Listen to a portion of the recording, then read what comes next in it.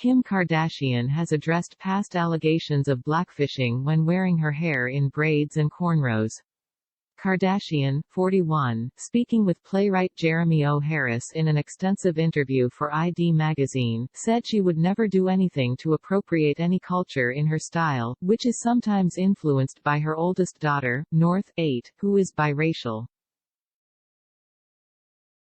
Honestly, a lot of the time it comes from my daughter asking us to do matching hair. The reality TV icon, who is also mother to daughter Chicago, 3, and sons Saint, 6, and Psalm, 2, with estranged husband Kanye West, 44, told the magazine. Kardashian explained how she's addressed the issue with North with measured candor. I've had these conversations with her that are like, hey, maybe this hairstyle would be better on you and not on me, she said.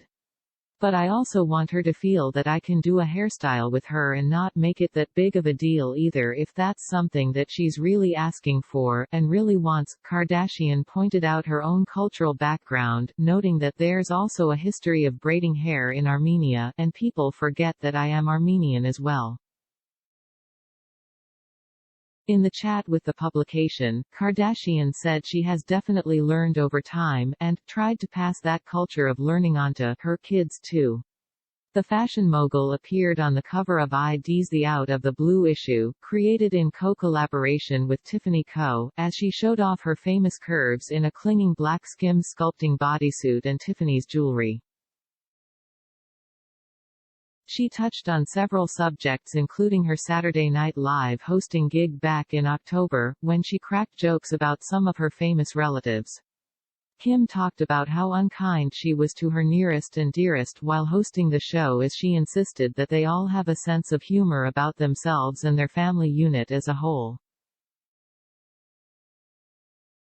I think people might not get that we're absolutely in on the joke, she said.